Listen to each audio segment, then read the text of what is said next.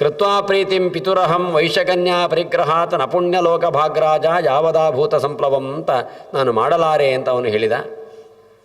ಅದರ ಬಗ್ಗೆ ಎಲ್ಲ ಮಾತುಗಳು ಆಗಿ ಕೊನೆಗಾಗುವಾಗ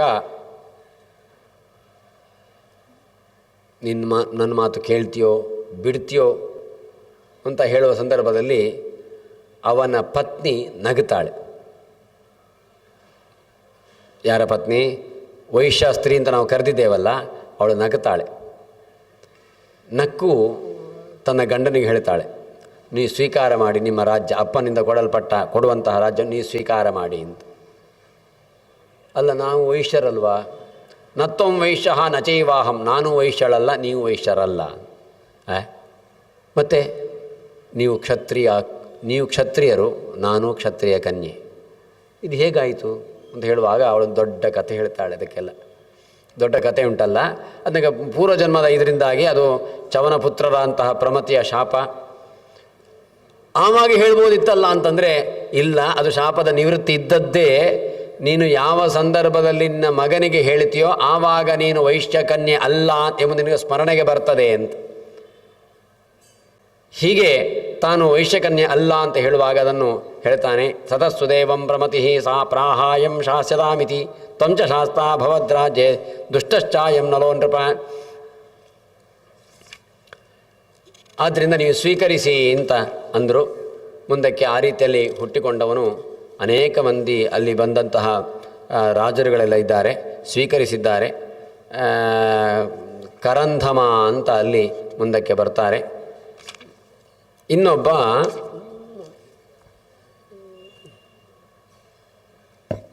ಒಂದು ಹೇಳಲೇಬೇಕಾದ್ದರಿಂದ ನಮ್ಮ ಈ ಜ್ಞಾನಯಜ್ಞವು ಪೂರ್ಣ ಆಗಬೇಕಾದರೆ ಅದೊಂದು ಕಥೆ ಬರಬೇಕು ಎಂಬ ದೃಷ್ಟಿಯಲ್ಲಿ ಆ ಕಥೆಯನ್ನು ಮುಟ್ತಾ ಇದ್ದೇನೆ.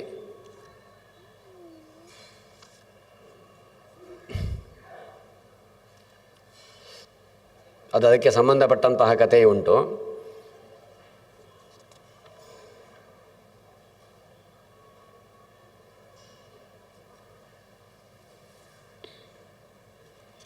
ಕರಂಧಮ ಅಂತ. ಕರಂಧಮನ ಮಗನೇ ಅವಿಕ್ಷಿತ್, ಅವಿಕ್ಷಿತನ ಮಗನೇ ಮರುತ್ತ ಅಥವಾ ಆವಿಕ್ಷಿತ. ಅದು ತುಂಬ ದೊಡ್ಡ ಕಥೆ. ಅದು ನಾವು ಪುಣ್ಯಾಹವಾಚನಾದಿಗಳನ್ನೆಲ್ಲ ಮಾಡುವಾಗ ಆವಿಕ್ಷತಸ್ಯ ರಾಜರ್ಷಿ ಅಂತ ಹೇಳ್ತಾ ಬರ್ತೇವೆಲ್ಲ. ಮರುತ್ತಸ್ಯ ಆವಸಂಗೃಹೇ. ಮರುತ್ತನ ಯಜ್ಞ ಅಂದರೆ, ಆವಿಕ್ಷಿತನ ಯಜ್ಞ ಅಂತಂದರೆ ಅದು ತುಂಬ ಲೋಕಪ್ರಸಿದ್ಧವಾದದ್ದು. ಭಾಗವತದಲ್ಲಿ ಅದರ ಬಗ್ಗೆ ಸ್ವಲ್ಪ ಕಥೆ ಬಂದದ್ದುಂಟು. ಇದರಲ್ಲಿ ಸ್ವಲ್ಪ ವಿಸ್ತೃತವಾಗಿ ಎಲ್ಲ ಆ ಕಥೆಯನ್ನು ವಿವರಿಸಿದ್ದಾರೆ. ಅದರಲ್ಲಿ ಕಿಮಿಚ್ಛಕೆ ಪ್ರತಿಜ್ಞಾತೆ ಯದುಕ್ತಂ ತೇನ ಭೂಭೃತ ಪ್ರತ್ಯುವಾಚ ಸತಾಂ ಕನ್ಯಾಂ ಅವಿಕ್ಷಿನ್ಪತೆ ಸುತಃ. ಒಟ್ಟಿಗೆ ಅದರ ತಾತ್ಪರ್ಯ ಏನು ಅಂತಂದರೆ, ಅವಿಕ್ಷಿತ್ ತಾನು ಎಲ್ಲರನ್ನು ಗೆಲ್ತಾ ಇರ್ತಾನೆ. ಪ್ರತಿಯೊಂದು ಕಡೆಯಲ್ಲಿ ಎಲ್ಲಿ ಸ್ವಯಂವರ ಎಲ್ಲೆಲ್ಲಿ ಆಗ್ತದೆ ಅಲ್ಲೆಲ್ಲ ತಾನೇ ಗೆಲ್ಲುವುದು. ಒಂದು ಕಡೆಗೆ ಹೋದ ಸಂದರ್ಭದಲ್ಲಿ ಉಳಿದ ರಾಜರುಗಳೆಲ್ಲ ಹೋದಲ್ಲೆಲ್ಲ ಅವನೇ ಬಂದು ಎಲ್ಲ ಗೆಲ್ತಾನೆ ಅಂತ ಅಂದುಕೊಂಡು ಇನ್ನಿತರ ಎಲ್ಲ ರಾಜರುಗಳು ಸೇರಿ ಅನ್ಯಾಯದಿಂದ ಅವರನ್ನು ಹೊಡೆದು ಬಡಿದು ಸೋಲಿಸ್ತಾರೆ. ಮೋಸದಿಂದ, ನೇರವಾದ ಮಾರ್ಗದಲ್ಲೆಲ್ಲ. ಉಳಿದವರೆಲ್ಲರೂ ಒಂದು ಅವನೊಬ್ಬ. ಈ ಸಂದರ್ಭದಲ್ಲಿ ಕಟ್ಟಿ ಹಾಕ್ಕೊಂಡು ಕರ್ಕೊಂಡು ಹೋಗ್ತಾರೆ. ವಿಶಾಲ ಅಂತ. ಆ ಕರ್ಕೊಂಡು ಹೋದ ಸಂದರ್ಭದಲ್ಲಿ, ಕಟ್ಟಿ ಹಾಕ್ಕೊಂಡು ಕರ್ಕೊಂಡು ಹೋದ ಸಂದರ್ಭದಲ್ಲಿ ಸರಿ ಅವನಿಗೂ ಇದಾಯ್ತಲ್ಲ, ಇನ್ನು ಯಾರನ್ನಾದರೂ ಮದುವೆ ಆಗುವಂಥ ಹೆಣ್ಣು ಮಗುವಿಗೆ ಹೇಳಿದರೆ ಅವಳು ಮುಖ ತಗ್ಗಿಸಿ ಸುಮ್ಮನೆ ಇದ್ದಾಳೆ, ಏನು ಮಾತಾಡ್ತಾ ಇಲ್ಲ. ಕೊನೆಗೆ ನೀನು ಮದುವೆ ಆಗುವುದಿಲ್ಲ ಕೇಳಿದರೆ, ಮದುವೆ ಆಗುತ್ತೇನೆ, ನನ್ನ ಕಣ್ಣ ಮುಂಭಾಗದಲ್ಲಿ ಯಾರನ್ನು ಹೇಳ್ಕೊಂಡು ಹೋದರೋ ಅವನು ಸೋತವನಲ್ಲ ಅವನು. ಯಾಕೆಂದರೆ ಅವನು ಒಬ್ಬ ಇದ್ದದ್ದು, ಒಬ್ಬಂಟಿಗ. ಇದೆಲ್ಲ ಅಭಿಮನ್ಯುವನ್ನು ಕುರುಕ್ಷೇತ್ರ ಯುದ್ಧದಲ್ಲಿ ಎಲ್ಲರೂ ಸೇರಿ ಹೇಗೆ ಮೋಸದಿಂದ ಕೊಂದರೋ ಹಾಗೆ ಇಲ್ಲಿ ಅವನನ್ನು ಕಟ್ಟಿಕೊಂಡು ಹೋಗ್ತಾ ಇರೋದು ಮೋಸದಿಂದ. ಅದರಿಂದಾಗಿ ಅವನು ಒಬ್ಬ ತನ್ನ ಪರಾಕ್ರಮವನ್ನು ಎಷ್ಟು ತೋರಿಸಿದ ಕಣ್ಣಾರೆ ಕಂಡಿದ್ದೇನೆ. ಆದ್ದರಿಂದಾಗಿ ನಾನು ವಿವಾಹವಾಗುವುದಿದ್ದರೆ ಅವನನ್ನು ಮಾತ್ರ, ಮತ್ತೆ ಯಾರನ್ನು ಆಗಲಾರೆ ಅಂತ. ಈ ವಿಷಯನ ಕೇಳಿದ ಅಪ್ಪ, ಅಂದರೆ ಕಟ್ಟಿಕೊಂಡು ಹೋದವನ ಅಪ್ಪ, ಅವಿಕ್ಷಿತನ ಅಪ್ಪ, ಅವನು ಏನು ಮಾಡಿಕೊಂಡ ಅಂದರೆ ತಾನು ಯುದ್ಧಕ್ಕೆ ಹೊರಟ. ಎಲ್ಲ ರಾಜರುಗಳೆಲ್ಲ ಇದು ಮಾಡಿಕೊಂಡು ಅಲ್ಲಿಂದ ಬಿಡಿಸ್ಕೊಂಡು ಬಂದವನನ್ನು. ಮದುವೆ ಆಗುವಂತ ನೀನು ಇವಳನ್ನು ಮದುವೆ ಆಗುವಂತ ಹೇಳಿದರೆ ನಾನು ಆಗುವುದಿಲ್ಲ ಅಂತಂದ. ಯಾಕೆ ಅಂತ ಕೇಳಿದ್ರೆ ಅವನು ಹೇಳ್ತಾನೆ, ಇಲ್ಲ, ನಾನು ಅವಳ ಕಣ್ಣ ಮುಂಭಾಗದಲ್ಲೇ ಇತರ ರಾಜರುಗಳು ನನ್ನನ್ನು ಎಳ್ಕೊಂಡು ಹೋಗುವುದನ್ನು ನಾನು ಅನುಭವಿಸಿದ್ದೇನೆ. ಅವಳು ನೋಡ್ತಾ ಇದ್ದಳು. ಹಾಗಿರುವಾಗ ಯಾರು ಪರಾಜಿತನೋ ಅವನು ಆ ಹೆಣ್ಣಿಗೆ ಅಧಿಕಾರನೇ ಇಲ್ಲ. ಆದ್ದರಿಂದ ನಾನು ಅವಳನ್ನು ಸ್ವೀಕರಿಸುವುದಿಲ್ಲ. ಎಷ್ಟು ಹೇಳಿದರು ಇಲ್ಲ, ಅವಳೇ ಅಪೇಕ್ಷೆ ಪಡ್ತಾ ಇದ್ದಾಳೆ, ನೀನು ಸೋತವನಲ್ಲ ಅಂತೆ. ಅವಳೇ ಹೇಳ್ತಾ ಇದ್ದಾಳೆ, ನೀನು ಗೆದ್ದವನು, ನೀನು ಸೋತವನಲ್ಲ. ಅವಳೇ ಹೇಳ್ತಾ ಇದ್ದಾಳೆ ಸ್ವೀಕರಿಸು ಅಂದರೆ ಸಾಧ್ಯವೇ ಇಲ್ಲ. ಯಾಕೆಂದರೆ ಸ್ತ್ರೀಜಿತನಾದಂತಹ ವ್ಯಕ್ತಿಗೆ ಅದು ಆಗಬಹುದೇನೋ ಹೊರತು ನಾನು ನನ್ನ ಪರಾಕ್ರಮದಿಂದ ಗೆದ್ದುಕೊಂಡು ಹೋಗಬೇಕು ಹೊರತು ಅವಳು ನೋಡ್ತಾ ಇರುವಂತೆ ಈ ರೀತಿಯಲ್ಲಿ ಅಪಮಾನಿತನಾಗಿ ಎಲ್ಲರ ಕಣ್ಣ ಮುಂಭಾಗಲಿ ಸೋತಂತೆ ಕಂಡರೂ ಅದು ಯಾವ ರೀತಿಯಲ್ಲಿರಲಿ ಸೋಲು ಹೇಳ್ಕೊಂಡು ಹೋಗಿದ್ದಾರೆ, ನಾನು ಆಗುವುದಿಲ್ಲ ಅಂತ. ಕೊನೆಗೆ ಹೇಳ್ತಾನೆ, ನಾನು ಆಗಲಾರೆ ಅಂತ ಅಂದುಕೊಂಡು ಇನ್ನು ಮುಂದಕ್ಕೆ ಅವಳನ್ನು ಆಗಲಾರೆ ಮಾತ್ರ ಅಲ್ಲ, ನಾನು ಮದುವೆಯೇ ಆಗುವುದಿಲ್ಲ ಅಂತ ಹೊರಟು ಹೋದ. ನಾನು ಅವಳನ್ನು ಬಿಟ್ಟರೆ ಮತ್ತೆ ಯಾರನ್ನು ಮದುವೆ ಆಗುವುದಿಲ್ಲ. ಅವಳನ್ನು ಈಗ ಯಾಕೆ ಮದುವೆ ಆಗುವುದಿಲ್ಲ ಅಂತ ಈ ಕಾರಣಕ್ಕೋಸ್ಕರ ಅವಳನ್ನು ಮದುವೆ ಆಗಲಾರೆ. ಇವಳಿಗೆ ಮತ್ತೆ ಹೇಳ್ತಾರೆ, ನೋಡು ಅವನು ಹೀಗೆ ಹೇಳಿದ್ದಾನೆ, ಮತ್ತೆ ಯಾರನ್ನಾದರೂ ರೂಪವಂತನೋ ಗುಣವಂತನೋ ಯಾರು ನೋಡಿ ಆಗು ಅಂತಂದರೆ ಅವಳಂತಾಳೆ, ನನಗೆ ಯಾರು ಮದುವೆಗೆ, ಯಾಕೆ ನಾನು ಆಗುವುದಿದ್ರೆ ಅವನನ್ನು ಮಾತ್ರ ಅಂತ ಅವಳು, ಆಗುವುದಿದ್ರೆ ಅವನನ್ನು ಮಾತ್ರ ಅಂತ ಅವಳು. ಆದ್ದರಿಂದ ನಾನು ಆಗುವುದಿಲ್ಲ ಅಂತಂದಳು. ಅಪ್ಪನಿಗೆ ಹೇಳಿದ ನಾನು ತಪಸ್ಸು ಮಾಡ್ತೇನೆ ಅಂತ ಹೊರಟು ಹೋಗಿ ಘೋರವಾದ ತಪಸ್ಸನ್ನು ಮಾಡಿದಳು. ಇವನು ಮನೆಗೆ ಬಂದವ. ಅಪ್ಪ ಹೇಳ್ತಾನೆ ರಾಜ್ಯಭಾರ ಮಾಡುವ ಹಾಗೆ ಹೀಗೆ ಆಯಿತು, ಎಲ್ಲ ಅಪ್ಪನಿಗೆ ಹೇಗೆ ಬೇಕೋ ಹಾಗೆ ಎಲ್ಲ ಇದ್ದ, ಏನು ತೊಂದರೆ ಇಲ್ಲ. ಕೊನೆಗೆ ಒಂದು ದಿವಸ ಅಪ್ಪ ಹೇಳ್ತಾನೆ, ನೀನು ನನಗಾಗಿ ನನಗೊಂದು ಉಪಕಾರ ಮಾಡ್ತೀಯಾ ಅಂತ. ಏನಾಗಬೇಕಪ್ಪ ನಿಮ್ಗೆ ಏನು ಮಾಡಲಿಕ್ಕೂ ನಾನು ಸಿದ್ಧನಿದ್ದೇನೆ ಅಂತಂದಾವಾಗ ನನಗೊಂದು ಮೊಮ್ಮಗರನ್ನು ನೋಡಬೇಕು ಅಂತ ಅಪೇಕ್ಷೆ ಉಂಟು ಅಂತಂದ. ಅವನು ಹೇಳ್ತಾನೆ, ನಾನು ಮದುವೆ ಆಗುವುದಿಲ್ಲ ಅಂತ ಹೇಳಿದ್ದೇನೆ ಅಲ್ಲ, ನೀನು ಮಾತು ಕೊಟ್ಟಿದ್ದಿ, ನನ್ನ ದೇಹದಿಂದ ಯಾವುದನ್ನು ನಾನು ಮಾಡಿಕೊಡ್ಬೋದು ಅದನ್ನು ಮಾಡಿಕೊಡ್ಬೋದು ಅಂತ ಹೇಳಿದ್ದೀನಿ, ಆದ್ದರಿಂದಾಗಿ ನೀನು ನನಗೆ ಮೊಮ್ಮಗ ಆಗುವಂತೆ ಮಾಡಬೇಕು ಅಂತ. ಎಷ್ಟು ಹೇಳಿದರೂ ಕೇಳೋದೇ ಇಲ್ಲ ಅವನು, ಸಾಧ್ಯವಿಲ್ಲ ಅಂತ. ಅಮ್ಮ ತಾನು ತಪಸ್ಸು ಮಾಡ್ತೇನೆ ಅಂತಂದುಕೊಂಡು ಅಲ್ಲಿಂದ ಹೊರಟು ಹೋಗ್ತಾಳೆ, ಕೇಳುವುದಿಲ್ಲ. ಕೊನೆಗಾಗುವಾಗ ಅವನು ಇವರು ಎಲ್ಲರೂ ಕೂಡ ಇದು ಮಾಡ್ತಾ ಇದ್ದಾರೆ, ನಿರ್ವಂಶ ಆಗ್ತದೆ, ಪರಂಪರೆ ಇಲ್ಲ ಅಂತ ಆಗ್ತದೆ, ಹಾಗಾಗ್ತದೆ ಹೀಗಾಗ್ತದೆ ಅಂತ ಹೇಳಿದವಾಗ ಅವನು ಏನು ಮಾಡಲಿದ್ದು, ನಾನು ಒಪ್ಪುವುದಿಲ್ಲ ಅಂತ ಸರಿ ಅಂತ ಅಂದುಕೊಂಡು ತಾನು ಬೇಟೆಗೆ ಅಂತ ಹೊರಟು ಹೋಗ್ತಾನೆ. ಹೊರಟು ಹೋಗುವಾಗ ಅಷ್ಟೊತ್ತಿಗೆ ಏನಾಗಿರ್ತದೆ, ಅವಳು ತಪಸ್ಸು ಮಾಡ್ತಾ ಇರುವಾಗ ಅವಳು ಕೃಶಳಾಗಿ ಎಷ್ಟೋ ತಿಂಗಳುಗಳಾಗಿ ತಾನು ದೇಹತ್ಯಾಗದ ತನಕ ಬಂದಿರ್ತಾಳೆ. ಅಂದರೆ ದೇಹದಲ್ಲಿ ಏನಿಲ್ಲ, ಅವಳು ಇನ್ನೇನು ನಾನು ಬದುಕೇನು ಉಪಯೋಗ ಅಂತನ್ನಷ್ಟೊತ್ತಿಗೆ ದೇವದೂತ ಒಬ್ಬ ಬಂದು ಹೇಳ್ತಾನೆ, ನೀನು ಸಾಯಬಾರದು, ನಿನ್ನ ದೇಹವನ್ನು ರಕ್ಷಣೆ ಮಾಡಿಕೊಂಡಿರಬೇಕು, ನಿನಗೆ ಸದ್ಯದಲ್ಲೇ ಮಂಗಳ ಆಗ್ತದೆ ಅಂತ. ಸರಿ ಅಂತ ಅದಕ್ಕೋಸ್ಕರ ಆ ರೀತಿಯಲ್ಲಿ ತಾನು ತನ್ನ ದೇಹವನ್ನು ರಕ್ಷಣೆ ಮಾಡ್ತಾ ಇರ್ತಾಳೆ. ಇವನು ಬೇಟೆಗೆ ಹೋಗುವ ಸಂದರ್ಭದಲ್ಲಿ ಒಬ್ಬ ರಾಕ್ಷಸ ಅವಳನ್ನು ಬಲಾತ್ಕಾರ ಮಾಡಿಕೊಂಡು ಅಪಹರಿಸಿಕೊಂಡು ಹೋಗ್ತಾ ಇದ್ದಾನೆ. ಅವಳು ಬೊಬ್ಬಿಡ್ತಾ ಇದ್ದಾಳೆ, ನಾನು ಅವಿಕ್ಷಿತನ ಹೆಂಡತಿ, ಇಂಥವನ ಸೊಸೆ ನಾನು, ನನ್ನನ್ನು ಅಪಹರಿಸ್ತಾ ಇದ್ದಾರೆ ಅಂತ ಅವನ ಹೆಸರನ್ನು ಹೇಳಿಕೊಂಡು ತಾನು ಬೊಬ್ಬೆ ಹಾಕ್ತಾ ಇದ್ದಾಳೆ. ಅವನು ಬಂದದ್ದು ಅವನಿಗೆ ಗೊತ್ತಿಲ್ಲ, ಅವಳಿಗೆ ನನ್ನ ರಕ್ಷಣೆ ಮಾಡಿ ತ್ರಾಹಿ ಅಂತ ಬೊಬ್ಬೆ ಹಾಕುವುದು ಅವನ ಕಿವಿಗೆ ಬೀಳ್ತದೆ, ಯಾರು ಅಂತ ಗೊತ್ತಿಲ್ಲ ಅವನಿಗೆ. ತಕ್ಷಣದಲ್ಲಿ ಬರ್ತಾನೆ, ಅವನನ್ನು ಸಾಯಿಸ್ತಾನೆ. ಅಷ್ಟೊತ್ತಿಗೆ ಮುಂಭಾಗದಲ್ಲಿ ಇವಳು ಅಂತ ಗೊತ್ತಾಯಿತು. ಸ್ವೀಕರಿಸಬೇಕು ಅಂತಂದರೆ ಅದಕ್ಕೆ ಅವಳು ಸ್ವೀಕರಿಸುವುದಾದರೆ ಹಾಗೆ, ಇವನು ಸ್ವೀಕರಿಸಬೇಕಾದ್ರೆ ಹೀಗೆ, ನಾನು ಅವಳನ್ನು ಸ್ವೀಕರಿಸಿದ ಅವರನ್ನು ಬಿಟ್ಟು ಯಾರೂ ಇಲ್ಲ ಅಂತ. ಅಂದರೆ ಅವಳು ಪ್ರತಿಜ್ಞೆ ಅವನನ್ನು ಬಿಟ್ಟು ಮತ್ತೆ ಯಾರನ್ನು ಸ್ವೀಕರಿಸುವುದಿಲ್ಲ ಅಂತ, ಇವನ ಪ್ರತಿಜ್ಞೆ ಅವಳನ್ನು ಬಿಟ್ಟು ಯಾರನ್ನು ಸ್ವೀಕರಿಸುವುದಿಲ್ಲ ಅಂತ. ಹೀಗೆ ಎರಡು ಪ್ರತಿಜ್ಞೆಗಳಿಗೆ ಅವ್ರಿಗೆ ಏನು ಮಾಡಬೇಕು ಅಂದರೆ ಪರಸ್ಪರವಾಗಿ ಇಬ್ಬರಿಗೂ ಪರಿಚಯ ಆಗ್ತಾ ಇಲ್ಲ. ಮೇಲ್ಭಾಗದಲ್ಲಿ ಬಂದಿದ್ದಾರೆ ದೇವತೆಗಳು, ಅಂದರೆ ಸಂತೋಷಪಟ್ಟ ರಾಕ್ಷಸ ನಮಗೆಲ್ಲ ಕಿರ್ಕೋಟ್ ಮಾಡ್ತಾ ಇದ್ದ ಅಂತವನ್ನು ಸಂಹಾರ ಮಾಡಿದ್ದಾದ್ರಿಂದಾಗಿ ನೀವಿಬ್ಬರು ವಿವಾಹವಾಗಬೇಕು ಅಂತ ಹೇಳುವಾಗ, ನಾನು ಆಗುವುದಾದರೆ ಅವಳನ್ನು ಮಾತ್ರ.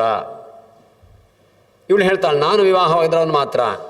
ಅವನೇ ಇವನಪ್ಪ, ಅವಳೇ ಇವಳು ಅಂತ ಇಬ್ಬರನ್ನು ತೋರಿಸ್ತಾರೆ. ವಿವಾಹ ಆಗಬೇಕು, ಇವಳಲ್ಲಿ ನಿನಗೆ ಒಳ್ಳೆಯ ದೊಡ್ಡ ಒಬ್ಬ ಚಕ್ರವರ್ತಿ ಹುಡ್ತಾನೆ, ಯಜ್ಞಾದಿಗಳ ಮೂಲಕವಾಗಿ ಭಗವಂತನನ್ನು ಉಳಿಸಿಕೊಳ್ಳುವಂತಹ ಒಬ್ಬ ಚಕ್ರವರ್ತಿ ಹುಡ್ತಾನೆ ಅಂತ ಹೇಳ್ತಾರೆ. ಸರಿ ಅಂತ ಅವರು ವಿವಾಹವಾಗಿ ಗಾಂಧರ್ವ ವಿಧಿಯಿಂದ ಅಲ್ಲಿ ವಿವಾಹವಾಗ್ತಾರೆ. ಆನಂತರದಲ್ಲಿ ಊರಿಗೆ ಬರ್ತಾರೆ, ಎಲ್ಲರೂ ಸಂತೋಷಪಟ್ಟರು, ಅಪ್ಪನಿಗೂ ಸಂತೋಷವಾಯಿತು. ಈಗ ಆ ಕಥೆ ಇನ್ನೂ ತುಂಬ ಆ ಕಡೆ ಈ ಕಡೆ ಎಲ್ಲ ತುಂಬ ಉಂಟು. ಆ ರೀತಿಯಲ್ಲಿ ಹುಟ್ಟಿದವನೇ ಮರುತ್ತ ಅಂತ. ಅವನಿಗೆ ಮರುತ್ತ ಎಂಬಂಥ ಹೆಸರು ಬರುವುದಕ್ಕೆ ಅದ್ಭುತವಾದ ಕಾರಣಗಳನ್ನು ಹೇಳಿದ್ದಾರೆ. ಅವನು ಅವಿಕ್ಷಿತನ ಮಗ, ಅದರಿಂದಾಗಿ ಆವಿಕ್ಷಿತ್. ಯಾಕೆಂದರೆ ಅದು ಅವಿಕ್ಷಿತನಿಗೆ ಅವಿಕ್ಷಿತ್ ಅಂತ ಹೆಸರು ಬರೋದಕ್ಕೆ ಒಳ್ಳೆಯ ಕಾರಣ ಹೇಳ್ತಾರೆ. ಅವನು ಹುಟ್ಟಿದ ಮೇಲೆ ಜಾತಕ ತೋರಿಸಿದವಾಗ ಮಗು ಹುಟ್ಟಿದೆ, ಜಾತಕ ತೋರಿಸಿದವಾಗ ಅವರು ಹೇಳಿದ್ರಂತೆ, ಇಲ್ಲ ಇದಕ್ಕೆ ಶುಕ್ರ, ಸೋಮ, ಬುಧ, ಬೃಹಸ್ಪತಿ ಹೀಗೆ ಶುಭಗ್ರಹರ ದೃಷ್ಟಿ ಪೂರ್ಣವಾಗಿ ಇದರ ಮೇಲೆ ಉಂಟು. ಆದ್ದರಿಂದ ಇವನು ಅವೈಕ್ಷತ ಅಂತ ಆ ರೀತಿಯಲ್ಲಿ ಅವರೆಲ್ಲ ಕಾಣಿಸಲ್ಪಟ್ಟ ದೃಷ್ಟಿ ಇತ್ತಾದ್ರಿಂದಾಗಿ ಯಾರ್ಯಾರ ದೃಷ್ಟಿ ಎಲ್ಲೆಲ್ಲಿ ಬಂದರೆ, ಯಾವ ಸ್ಥಾನದಲ್ಲಿ ಬಂದರೆ ಯಾವ ದೃಷ್ಟಿ ಒಳ್ಳೆಯದು ಅಂತುಂಟು ಅಂತಹ ಒಳ್ಳೆಯ ಶುಭಗ್ರಹಗಳ ದೃಷ್ಟಿ ಹುಟ್ಟಾದ್ರಿಂದಾಗಿ ಅದು ಬಾಲ್ಯದಲ್ಲೇ ಇಟ್ಟದ ಅವನಿಗೆ ಅವಿಕ್ಷತ ಅಂತ ಹೆಸರನ್ನು ಇಟ್ಟಿದ್ದಾರೆ. ಅವನ ಮಗನೇ ಆವಿಕ್ಷಿತ, ಮರುತ್ತ ಅಂತಲೂ ಕರೀತಾರೆ. ಇಂತಹ ಮರುತ್ತನ ಉತ್ಪತ್ತಿಯಾಗಿದೆ. ಮರುತ್ತನ ಯಜ್ಞ ಅದ್ಭುತವಾದ ಯಜ್ಞ ಅಂತೆ. ಅವನು ಕೊನೆಗೆ ಆ ಮರುತ್ತನ ಯಜ್ಞದಲ್ಲಿ ವಿಶೇಷತೆ ಏನು ಅಂತಂದರೆ, ಅದು ಭಾಗವತದಲ್ಲಿ ಅದೇ ರೀತಿ ಬಂದಿದೆ. ಆ ರೀತಿಯ ಯಜ್ಞವನ್ನು ಯಾರು ಮಾಡಲಿಕ್ಕಾಗಲಿಕ್ಕಿಲ್ಲ ಅಂತ. ಅವನ ಪುರೋಹಿತರನ್ನಾಗಿ ಆವರಿಸಿಕೊಂಡದ್ದು ಸಂವರ್ತಕ ಅಂತ, ಸಂವರ್ತ ಅಂತ. ಸಂವರ್ತ ಅಂದರೆ ಬೃಹಸ್ಪತ್ಯಾಚಾರ್ಯರ ತಮ್ಮ ಅಂತೆ. ಒಳ್ಳೆಯ ಯೋಗ ತಿಳ್ಕೊಂಡವರು, ಅಂಥವರನ್ನು ಗುರುಗಳನ್ನಾಗಿ ಸ್ವೀಕರಿಸಿಕೊಂಡು ಯಜ್ಞವನ್ನು ಮಾಡಿದ್ದಾನೆ. ಯಜ್ಞದಲ್ಲಿ ಸಭಾಸದರು ವಿಶ್ವೇ ದೇವತೆಗಳು, ಬ್ರಾಹ್ಮಣರಿಗೆ ಬಳಸಲಿಕ್ಕೆ ಇಂದ್ರಾದಿ ದೇವತೆಗಳಂತೆ. ಸರ್ವಂ ಹಿರಣ್ಮಯಂತ್ವಾಸೀತ್, ಎಲ್ಲ ಬಂಗಾರ ಬಂಗಾರ ಬಂಗಾರ ಬಂಗಾರ. ಆ ಸಂವರ್ತರು ತಮ್ಮ ಯೋಗ ಬಲದಿಂದ ಒಂದು ಪರ್ವತದ ತುಟ್ಟು ಪೂರ್ತಿ ಅದು ಬಂಗಾರಮಯವಾದ ಪರ್ವತದ ಇದನ್ನೇ ತರಿಸಿದ್ದಾರೆ. ಅದರಿಂದಲೇ ಎಲ್ಲವೂ ಪ್ರಾಸಾದಗಳು ಬಂಗಾರದ್ದು, ಮತ್ತೊಂದು ಬಂಗಾರ, ಎಲ್ಲ ಬಂಗಾರ ಬಂಗಾರ ಬಂಗಾರ. ಹೀಗೆ ಅಲ್ಲಿ ದಕ್ಷಿಣೆ ಕೂಡ ಅಷ್ಟು ಕೊಟ್ಟರು. ಎಷ್ಟು ಕೊಟ್ಟಿದ್ದಾರೆ ಅಂತಂದರೆ, ತೆಗೆದುಕೊಂಡ ಬ್ರಾಹ್ಮಣರು ತಮ್ಮ ತಮ್ಮ ಮನೆಯಲ್ಲೇ ಯಜ್ಞ ಮಾಡಲಿಕ್ಕೆ ಶುರು ಮಾಡಿದ್ರಂತೆ. ಅಷ್ಟು ಸಂಪತ್ತು ಅವರಿಗೆ, ಅವರು ಏನು ಮಾಡಬೇಕು ಅಂತ ಅವರಿಗೆ ಅಷ್ಟು ಸಂಪತ್ತು ಸಿಕ್ಕಿದೆ. ಅದನ್ನು ಏನು ಮಾಡಬೇಕು? ತಮ್ಮ ತಮ್ಮ ಮನೆಯಲ್ಲೇ ಯಜ್ಞ. ಅದು ಎಲ್ಲಿ ತನಕ ಯಜ್ಞ ಆಯಿತು ಅಂತಂದರೆ, ಇದು ಮಾರ್ಕಂಡೇಯ ಪುರಾಣ ಹೇಳ್ತದೆ, ಮುಂದಕ್ಕೆ ಮರುತ್ತನ ಮಗನ ಮಗ ಯಜ್ಞ ಮಾಡಬೇಕು ಅಂತ ಹೊರಟಾವಾಗ ಒಬ್ಬರೂ ಪುರೋಹಿತರು ಸಿಕ್ಕಲಿಲ್ಲ ಅಂತೆ. ಯಾಕೆಂದರೆ ಪ್ರತಿಯೊಬ್ಬರು ಯಜ್ಞ ದೀಕ್ಷಿತರಾಗಿ ಕೂತವರು, ಅಷ್ಟು ಸಂಪತ್ತು ಕೊಟ್ಟಿದ್ದವನು. ಇವರಿಗೆ ಕೊನೆಗೆ ಅವನು ಯಜ್ಞ ಮಾಡೋಣ ಅಂತ ತನ್ನ ಪೂರ್ವಿಕರೆಲ್ಲ ಮಾಡಿದ್ದಾರೆ, ತಾನು ಯಜ್ಞ ಮಾಡ್ತೇನೆ ಅಂತಂದರೆ ಒಬ್ಬರು ಪುರೋಹಿತರು ಸಿಕ್ಕದೆ. ಕೊನೆಗೆ ಕೆಲವರಿಗೆ ದಮ್ಮಯ್ಯ ಹಾಕಿ ಏನಾದರೂ ಮಾಡಿ ಬನ್ನಿ ಅಂತ ಅಂದುಕೊಂಡು ಕೆಲವರು ಬಂದು ಹೀಗೆ ಯಜ್ಞ ಮಾಡಿದರು ಅಂತ. ಅಷ್ಟು ವೈಭವದ ಯಜ್ಞ ಆವಿಕ್ಷಿತನ ಯಜ್ಞ ಅಂತ ವರ್ಣನೆ ಮಾಡಿದೆ. ಹೀಗೆ ಮಾರ್ಕಂಡೇಯ ಪುರಾಣ ಅನೇಕ ವಿಧವಾದ ಚರಿತ್ರೆಗಳನ್ನು ಹೇಳ್ತಾ ಉಂಟು. ಮಾರ್ಕಂಡೇಯರು ಹೇಳಿದರು ಅಂತ ನಾವು ಮೊದಲ ದಿವಸಕ್ಕೆ ಹೋಗಬೇಕು. ಆ ಪಕ್ಷಿಗಳು, 4 ಪಕ್ಷಿ ರೂಪದಲ್ಲಿರುವಂತಹ ಜ್ಞಾನಿಗಳು ಜೈಮಿನಿ ಋಷಿಗಳಿಗೆ ಇದನ್ನೆಲ್ಲ ಹೇಳ್ತಾ, ನೀವು ಕೇಳಿದ್ದಕ್ಕೆ ಹೇಳಿದ್ದೇನಪ್ಪ. ಪಿತುಪುತ್ರಸ್ಯ ಸಂವಾದ, ಅಪ್ಪ ಮಗನ ಸಂವಾದ, ಸ್ವಯಂಭುವ ಇದರ ಸೃಷ್ಟಿ, ಮನುಗಳ ಉತ್ಪತ್ತಿ, ರಾಜರುಗಳ ಚರಿತ್ರೆ, ಇದನ್ನೆಲ್ಲ ತಿಳಿಸಿದ್ದೇನೆ ಅಂತ ಹೇಳಿ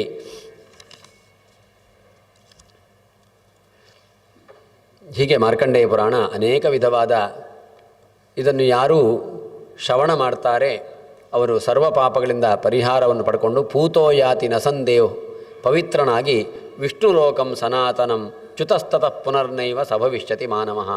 ಇದನ್ನು ಶ್ರವಣ ಮಾಡಿದವ ವಿಷ್ಣು ಲೋಕವನ್ನು ಸೇರ್ತಾನೆ, ಪುನಃ ಅಲ್ಲಿಂದ ದೊಪ್ಪನ ಕೆಳಕ್ಕೆ ಬೀಳುವುದಿಲ್ಲ, ಚ್ಯುತನಾಗುವುದಿಲ್ಲ ಎಂಬುದನ್ನು ಹೇಳಿ ಇದನ್ನು ಕೊನೆಯನ್ನು ಮಾಡ್ತಾರೆ. ಹೀಗೆ ಅದಕ್ಕೆ ವಿಶಿಷ್ಟವಾದ ಒಂದು ಫಲವನ್ನು ಕೂಡ ತಿಳಿಸಿದ್ದಾರೆ. ಇಷ್ಟಿಷ್ಟು ಶ್ಲೋಕಗಳು ಇದರಲ್ಲಿ ಬಂದಿದೆ ಅಂತ. ಒಟ್ಟು ಮಾರ್ಕಂಡೇಯ ಪುರಾಣಗಳನ್ನು ವೇದವ್ಯಾಸರು 3 ವಿಭಾಗ ಮಾಡಿದ್ದಾರೆ. ಸಾತ್ವಿಕ, ರಾಜಸ, ತಾಮಸ ಅಂತ.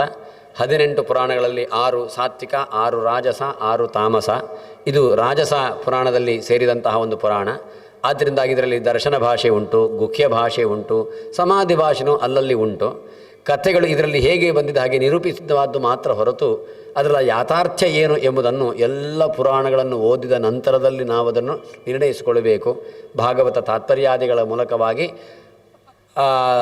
ವೇದವ್ಯಾಸರ ಮಾತುಗಳಿಗೆ ವಿರೋಧ ಬರದೇ ಇರುವಂತೆ ನಾವು ಅರ್ಥ ಮಾಡಿಕೊಳ್ಳಬೇಕಾದ್ದು. ಈ ಪುರಾಣ ನೀವು ಶ್ರವಣ ಮಾಡಿದ್ದೀರಿ, ಇದರಲ್ಲಿ ಏನು ಕಥೆ ಬಂದಿದೆ ಎಂದು ನಿಮ್ಗೆ ಗೊತ್ತುಂಟು. ಹಿಂದಿನ ಪುರಾಣ ಶ್ರವಣ ಮಾಡಿರ್ತೀರಿ, ಇದರಲ್ಲಿ ಬಂದ ಕಥೆಗಳೇ ಅದರಲ್ಲಿ ವ್ಯತ್ಯಾಸವಾಗಿ ಬಂದಿರ್ತದೆ. ಮುಂದೆ ಪುರಾಣ ಶ್ರವಣ ಮಾಡ್ತೀರಿ, ಎಷ್ಟೋ ಕಥೆಗಳು ಇದಕ್ಕೆ ಬಂದಕ್ಕೆ ವಿಪರೀತವಾಗಿರುವಂಥದ್ದುಂಟು. ಆವಾಗ ಅದನ್ನೆಲ್ಲ ಹೇಗೆ ನಿರ್ಣಯಿಸಿಕೊಳ್ಬೇಕು ಎಂಬುದಕ್ಕೆ ಆಚಾರ್ಯರು ವೇದವ್ಯಾಸರ ಮಾತಿನ ಮೂಲಕವಾಗಿ ತೋರಿಸಿಕೊಂಡಂತಹ ತಾತ್ಪರ್ಯ ಉಂಟು. ಅದರ ಮೂಲಕ ನಾವು ಅರ್ಥೈಸಿಕೊಳ್ಬೇಕಾದ್ದು. ಆದ್ದರಿಂದ ಯಾವುದು ನಮಗೆ ಅವಿರುದ್ಧವಾಗಿದೆ, ಸಿದ್ಧಾಂತಕ್ಕೆ ಅವಿರುದ್ಧವಾಗಿದೆ, ಆ ರೀತಿಯಲ್ಲಿ ಸ್ವೀಕರಿಸಿಕೊಂಡು ಅದರ ಕಥೆಯಲ್ಲಿರುವಂತಹ ಸಾರಾಂಶ ನಮಗೆ ಏದರ ಅನ್ವಯ ಏತದ್ ಅಧ್ಯಾತ್ಮನಿಷ್ಠಂ ಹಿ ಅಂತ ಅದರಲ್ಲಿ ಬರುವಂತಹ ಕಥೆಯಲ್ಲಿ ಬರುವಂತಹ ನಮಗೆ ನೀತಿ ಏನುಂಟು, ಪಾಠ ಉಂಟು, ಅದನ್ನು ನಾವು ಅನುಸರಿಸಿಕೊಳ್ಳೋಣ ಅಂತ ಹೇಳ್ತಾ ಇಷ್ಟು ಭಾಗಗಳನ್ನು ಈ ಮಾರ್ಕಂಡೇಯ ಪುರಾಣ ಚಿಂತನೆಯ ಮಧ್ಯದಲ್ಲಿ ಮಾರ್ಕಂಡೇಯ ಪುರಾಣ ಚಿಂತನೆ ಯಥಾಶಕ್ತಿಯಾಗಿ ಯಥಾಮತಿಯಾಗಿ ಇಲ್ಲಿ ಮಾಡುವುದಕ್ಕೆ ಒಂದು ಅವಕಾಶ ಮಾಡಿಕೊಟ್ಟ ಶ್ರೀ ಕೃಷ್ಣದೇವರಿಗೆ, ಮುಖ್ಯಪ್ರಾಣದೇವರಿಗೆ ಹಾಗೂ ಪರ್ಯಾಯ ಶ್ರೀಪಾದಂಗಳವರಿಗೆ ಅವರ ಅಡಿದಾವರೆಗಳಲ್ಲಿ ಸಹಸ್ರ ಪ್ರಣಾಮನಗಳನ್ನು ಸಲ್ಲಿಸ್ತಾ, ಬಾಲಭಾಷೆ, ನಾನು ವಸ್ತು ಒಂದು ಪುರೋಹಿತನೇ ಹೊರತು ನಾನು ಒಬ್ಬ ವಿದ್ವಾಂಸನಲ್ಲ, ಉಪನ್ಯಾಸ ಮಾಡುವ ತಾಕತ್ತು ನನಗೆ ಇಲ್ಲ. ಆದರೂ ಯಥಾಶಕ್ತಿ ಅನುವಾದ ಮಾಡುವುದಕ್ಕೆ ಪ್ರಯತ್ನ ಪಟ್ಟಿದ್ದೇನೆ. ಲೋಪದೋಷಗಳೆಲ್ಲವೂ ಕೂಡ ನನ್ನದು ಅಂತ ಸ್ವೀಕರಿಸಿ, ಏನಾದರೂ ಗುಣ ಕಂಡಿದ್ದರೆ ಅದು ಗುರುಗಳಾದಂತಹ ಪೇಜಾವರ ಶ್ರೀಪಾದಂಗಳವರದ್ದು ಅಂತ ತಿಳ್ಕೊಳ್ಬೇಕು ಅಂತ ಹೇಳ್ತಾ ಎರಡು ಮಾತುಗಳನ್ನು ಗುರುಗಳ ಅಂತರ್ಯಾಮಿ ಪ್ರಾಣಸ್ಥ ಶ್ರೀಕೃಷ್ಣನಿಗೆ ಅರ್ಪಣೆ ಮಾಡ್ತೇನೆ. ಕಾಯೇನ ವಾಚಾ ಮನಸಾ ಇಂದ್ರಿಯೇರ್ವ ಬುದ್ಧ್ಯಾತ್ಮನಾವಾನ್ ಸ್ಮೃತಸ್ವಭಾವಂ ಕರೋಮಿ ಯದ್ಯತ್ ಸಕಲಂ ಪರಸ್ಮೈ ನಾರಾಯಣಾಯೇತಿ ಸಮರ್ಪಯಾಮಿ. ಶ್ರೀಕೃಷ್ಣಾರ್ಪಣಂ ಅಸ್ತು.